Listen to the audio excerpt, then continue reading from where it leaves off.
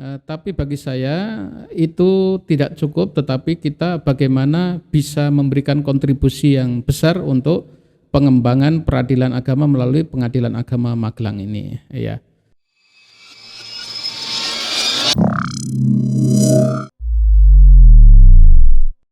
Assalamualaikum warahmatullahi wabarakatuh. Waalaikumsalam warahmatullahi wabarakatuh. Oke teman-teman semua, kembali lagi di acara podcast Sapa Magelang atau siaran PA Magelang di episode kedua. Nah, di episode kali ini kita kedatangan yang terhormat Bapak Sapuan selaku Wakil Ketua PA Magelang yang di sini akan kita ngobrol-ngobrol santai ya Pak, terkait perjalanan beliau hingga saat ini serta bagaimana sih dunia kehakiman itu. Nah, sekarang mari kita sapa Bapak Sapuan terlebih dahulu. Assalamualaikum Bapak Sapuan. Waalaikumsalam warahmatullahi wabarakatuh. Oke, bagaimana kabarnya hari ini Pak? Baik Mbak, gimana Mbak Diva? Alhamdulillah sehat selalu. Panggilannya Mbak Diva apa Ningsih? Diva dong Pak. Oh Diva, ya. Iya. Calon Diva. Iya, amin. Iya. Apakah hari ini banyak sidang Pak? Hari ini ada 9 Mbak. Kalau perkara sedikit biasanya merasa banyak, tetapi kalau di daerah yang perkaranya banyak ya dikit itu. Wah. Ya. Banyak ya teman-teman, kita patut apresiasi, terima kasih kepada Bapak Sapuan karena telah meluangkan waktunya nih teman-teman. Sama-sama kita terima kasih juga. Ya, untuk ngobrol bareng kita semua nih di sini ya teman-teman. Nah, sebelumnya ada pepatah mengatakan bahwa tak kenal maka tak sayang. Nah, sekarang pasti teman-teman di rumah penasaran dong, siapa sih Bapak Sapuan ini? Yuk mari kita kenalan bersama Bapak Sapuan. Boleh jelaskan secara singkat terlebih dahulu Pak, profil dari Bapak Sapuan. Nama singkat Sapuan, satu kata aja ya. Panggilan juga Sapuan. Saya asal dari Kota Blora, Jawa Tengah, tepatnya di Kecamatan Cepu ya. Kemudian untuk di sini sebagai wakil ketua sebagaimana disampaikan tadi sejak tanggal 25 Agustus 2021. Pendidikan ya, mungkin pendidikan juga dari SD saya di Jawa Tengah, kemudian SMP dengan SMA saya di Papua Barat, kemudian pendidikan tinggi strata 1 di Malang dan strata 2 di Jakarta. Oke, wah Bapak Sapuan ini putra asli Blora nih Pak, bener? Blora ya. Blora. Bagi teman-teman semua yang asli Blora, berkenalan dengan Bapak Sapuan. Oke, selanjutnya podcast kali ini sangat unik Pak. Kenapa itu? Biasanya yang jadi MC itu dari tuan rumah. Sedangkan sekarang MC-nya dari mahasiswa nih Pak. Iya. Sebagai tamu. Justru Ya. yang menjadi narasumber ialah Bapak Sapuan sendiri selaku tuan rumah. Nah, kita ini akan mengulik-ngulik seberapa pengalaman sih Bapak Sapuan di dunia kehakiman ini. Nah, sekarang kalian boleh tahu nggak sih Pak, gimana pengalaman Bapak selama menjadi seorang hakim ini hingga sampai saat ini? Ya, pengalaman banyak tentunya ya. Pengalaman tentu kita nikmati saja ya, karena profesi ini adalah profesi yang sangat mulia, yang bahkan orang bilang bahwa hakim itu adalah wakil Tuhan yang ada di dunia ini gitu, sehingga tugas mulia ini harus kita nikmati, kita syukuri dan kita kembalikan dalam rangka ibadah, menjalankan amanah sebagai khalifatullah di bumi ini. Menjalankan hukum-hukum Allah di muka bumi ini ya. Salah satunya di peradilan agama itu kan kekuasaan kehakiman memberikan porsi untuk menjalankan hukum-hukum agama Islam ya, yang termuat di dalam kompilasi hukum Islam, kemudian di dalam aturan-aturan yang sudah dibakukan atau sudah dipositifisasikan ya di dalam undang-undang. Itu adalah menjalankan kekuasaan kehakiman berdasarkan Undang-Undang Nomor 1 Tahun 74, kemudian Undang-Undang Nomor 7 Tahun 1989 dan juga undang-undangan atau peraturan yang lain. Seperti itu, Mbak. Oke, gini nih Pak. Awalnya pasti kan Bapak itu kan memiliki banyak cita-cita ya Pak. Apa sih motivasi yang mendorong Bapak itu memilih profesi menjadi seorang hakim ini? Ya, sebetulnya saya dulu cita-citanya ingin seperti teman saya Mas Yoyo nih, ada di teknologi informatika ya. Nah, saat itu juga saat lulus SMA juga saya mendaftar di UNER saat itu. Tetapi memang mungkin Allah punya kehendak lain dan kita diberikan garis atau ditakdirkan untuk masuk di syariah, di hukum keluarga Islam lah kalau sekarang ya. Kemudian menjadi seorang hakim dan itu kita syukuri dan saya merasa bahagia dengan pekerjaan saya dan insya Allah bisa mengabdi melalui profesi ini. Wah, ternyata kita dulu sejurusan ya, Pak. Ya, Iya, satu benar. jurusan ya. Kalau dulu namanya bahasa Arabnya ya akhwalus syakhsiyah itu ya. Iya. Hukum perdata Islam atau hukum keluarga Islam, tapi sekarang sudah pakai bahasa Indonesia jadi HKI, hukum keluarga Islam, seperti itu ya. Lalu bagaimana sih Pak perjalanan Bapak dari CPNS hingga menjadi seorang hakim sampai saat Ya. ini? CPNS saya ada di Jayapura selama 2 tahun sebagai seorang CPNS dan juga cakim gitu. Kemudian bertugas pertama tahun 2011 itu di Pengadilan Agama Labuha Bacan yang ada di Halmahera Selatan, kemudian yang Maluku Utara ya provinsinya ya. Labuha Bacan Maluku Utara itu selama 4 tahun. Kemudian ke Halmahera Utara selama 4 tahun juga, lalu balik ke Papua, ke Papua Barat itu ke Sorong, di Pengadilan Agama Sorong selama 1 tahun, Mbak. Saya sempat ke Sumeneb, Madura 1 tahun, kemudian yang terakhir ini kita di Magelang sejak 25 Agustus 2021 sampai sekarang. Berarti selama Bapak menjadi CPNS hingga menjadi PNS itu kurun waktu yang dibutuhkan itu 2 tahun 2 itu, Pak? tahun saja ya. Nah, apakah memang waktu patokannya itu segitu atau bagaimana, Pak? Ya, kita ngikuti aja lah, kebijakannya sudah ada seperti itu ya. Jadi rata-rata saat itu seperti itu 2 tahun ya, kita menjalankan sebagai CPNS 1 tahun, kemudian setelah PNS kita menunggu SK hakim itu selama 1 tahun juga saat itu, seperti itu, Mbak. Oh, jadi gini Pak, saya kan punya kenalan. Nah, kenalan saya ini memiliki saudara yang dia itu bekerja di Pengadilan Agama Sulawesi. Ya. Nah, dia itu setelah menjadi PNS, dia itu diperbantukan terlebih dahulu. Lalu apakah dengan Bapak demikian atau bagaimana? Ya, seperti itu modelnya ya, seperti itu ditugaskan dulu di Pengadilan Agama. Biasanya adalah Pengadilan Agama yang memiliki kuantitas perkara yang banyak, kemudian kelasnya lebih tinggi supaya di situ bisa belajar ya. Belajar tentang manajemen peradilan, belajar tentang bagaimana mengadministrasi perkara, bagaimana menerima, mengadili dan memutus perkara. Itu semuanya diberikan pembelajaran, termasuk menjadi namanya panitera pengganti lokal. PP lokal itu bertugas untuk membantu hakim dalam persidangan, kemudian membuat berita acara sidang dan seterusnya, sehingga dengan demikian bisa mengetahui hukum acara pemeriksaan perkara, seperti itu, Mbak ya. Oke, jadi gini teman-teman yang belum tahu, PP itu singkatan dari panitera pengganti. Ya, Pak? panitera pengganti, Ya, bukan Satpol Pamong Praja ya. Mungkin teman-teman di sana ada yang masih tabu atau apa. PP Iya. itu panitera pengganti ya teman-teman. Panitera pengganti. Ya, nah, terus gini nih Pak, setahu saya Ya. kalau sebelum menjadi hakim itu kita ditempatkan di seluruh Indonesia. Ya, Apakah itu bisa memilih atau bagaimana Pak? nggak bisa. Nggak bisa memilih ya, ditetapkan oleh pusat untuk ditempatkan di mana saja, tentunya memperhatikan tentang kebutuhan organisasi, sumber daya yang ada, sehingga terjadi pemerataan sumber daya manusia di dalam sebuah satuan kerja. Kecuali kalau promosi biasanya ya, kalau promosi untuk hasil dari fit and proper test itu kan ada semacam pemeringkatan ya, termasuk juga kalau penempatan hakim. Yang saya maksud penempatan seluruh Indonesia tadi adalah PNS ya. Tapi kalau untuk cakim atau hakim itu kita juga ada prioritas bagi mereka yang punya predikat 1 sampai 10 misalnya, termasuk yang untuk promosi menjadi wakil ketua itu juga ada prioritas yang ranking 1 sampai 10 misalnya, seperti itu.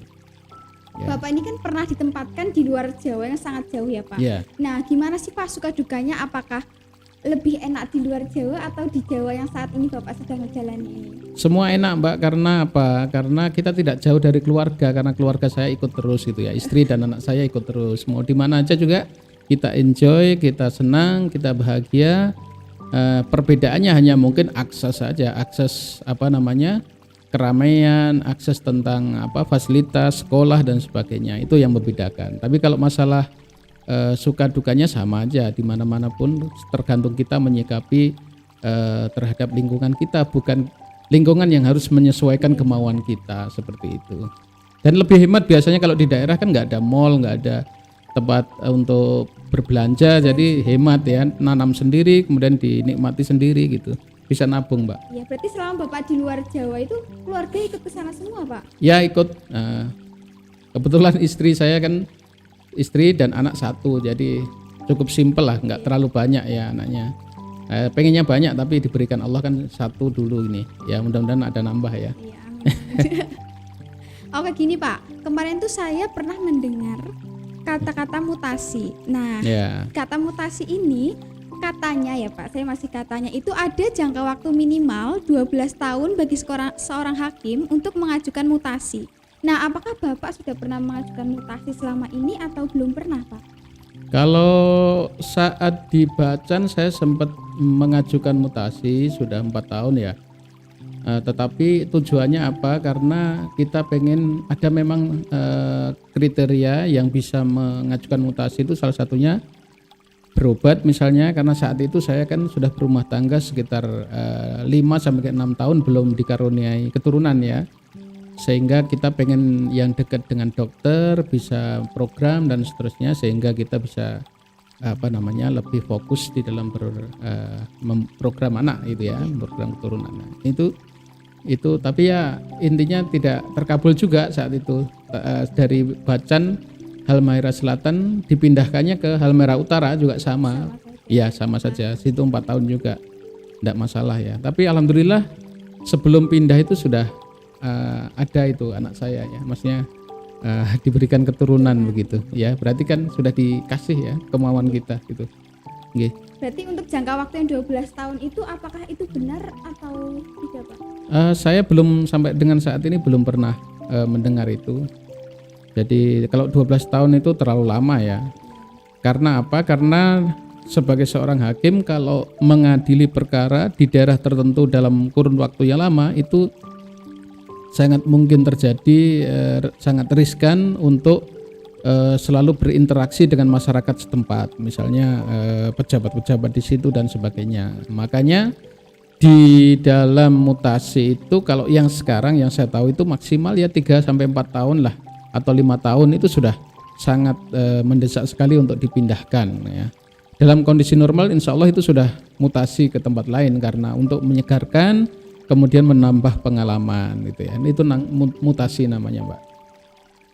Ya, pindah dari satu tempat atau satu satuan kerja ke satuan kerja yang lain. Monggo. Oke, selanjutnya nih Pak, kemarin kan saya kepo ya Pak terkait Bapak. Saya membuka di situs PA Magelang. Ternyata Bapak ini baru saja menerima prestasi sebagai hakim teladan di Maluku Utara. Masya Allah sekali ya Pak. Lah itu boleh dong Pak sharing-sharing ke kita dan ke pemirsa semua, teman-teman semua barangkali ingin mengikuti jejak Bapak, bisa sharing-sharing. Jadi bukan baru saja tapi sudah lama. 2014 itu kalau nggak salah itu ada pemilihan saat itu. Program dari Pengadilan Tinggi Agama Maluku Utara mempertimbangkan kedisiplinan, kemudian keteladanan, kemudian inovasi dan sebagainya.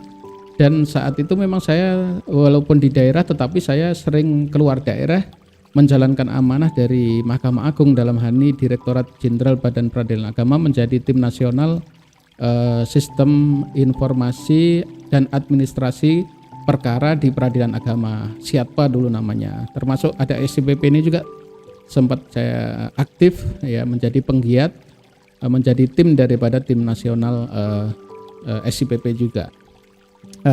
Oleh sebab itu mungkin saat itu penilaiannya seperti itu sehingga saya terpilih menjadi di situ bunyinya role model ya. Hakim dengan prestasi hakim berprestasi 2014 gitu ya. Oke teman-teman, ini tadi ada yang ketinggalan nih ya teman-teman. Sebenarnya saya kepo sih, tapi teman-teman juga kepo. Nah, bagaimana sih Pak tahapan-tahapan Bapak ke depan itu, rencana apa yang akan Bapak lakukan di PA Magelang ini? kami semua tuh ingin tahu gitu Pak. Baik, jadi bagi saya pribadi tentu PA Magelang merupakan tempat di mana banyak para aparatur ya, para hakim atau pimpinan yang memiliki keinginan yang sama untuk bisa bertugas di PA Magelang. Karena apa? Tempatnya strategis, kemudian kondisi lingkungan strategis dan seterusnya. Tapi bagi saya itu tidak cukup, tetapi kita bagaimana bisa memberikan kontribusi yang besar untuk pengembangan peradilan agama melalui Pengadilan Agama Magelang ini ya.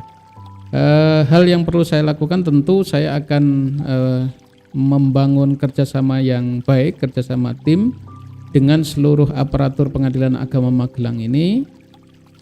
Jadi kita punya kelebihan, kita punya kekurangan itu kita isi dengan kelebihan kita, dan kelebihan kita kontribusikan untuk membangun kekurangan yang ada. Sama ya? Iya. Sama berarti. Jadi kekurangan-kekurangan teman-teman kita lengkapi, kalau kita ada kekurangan maka teman-teman yang akan melengkapi. Seperti itulah intinya ya. Jadi kita bisa membangun kerjasama yang baik. Seperti sahabat bilang itu ya, al-haqqu bila nidhamin yaglibuhul batilu bin nidham. Kalau kebaikan itu tidak terorganisir gitu, maka akan terkalahkan oleh kejelekan atau sesuatu kebatilan yang terorganisir. Maka organisasi ini adalah merupakan media kita untuk berkumpul, untuk saling mengisi, untuk membangun visi misi yang sama, kemudian meraih tujuan yang sama, meskipun caranya nanti akan berbeda-beda. Seperti itu Mbak. Oke, nih setelah kita tahu banyak lika-liku dari Bapak nih ya sebagai seorang hakim senior, boleh dong Pak kasih tips atau pesan-pesan untuk bagi para generasi muda milenial yang ingin mengikuti jejak seperti Bapak maupun yang dia itu tertarik di dunia kehakiman. Boleh dong Pak kasih tips dan pesan-pesan. Oke.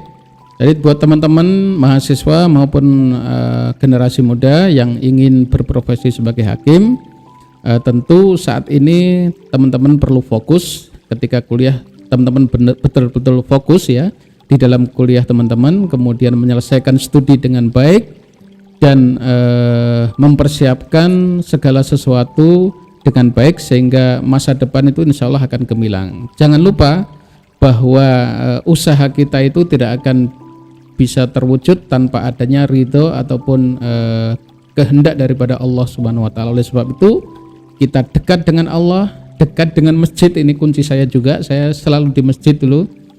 Kemudian tinggal selama mahasiswa juga saya menjadi seorang muadzin, menjadi seorang imam di masjid, mengurusi masjid. Nah, ini juga salah satu kunci juga untuk mendekatkan diri kita dengan Allah Subhanahu wa taala dan bisa bangun relasi yang baik dari masjid gitu. Oke, nah teman-teman, dari kita ngobrol-ngobrol santai nih ya, banyak pesan-pesan yang bisa kalian terapkan di kehidupan kalian, terutama bagi generasi muda yang terkait di dunia kehakiman. Bisa mencontoh Bapak Sapuan yang sudah memiliki berbagai banyak pengalaman yang tentunya sangat mengedukasi kita dan memotivasi kita.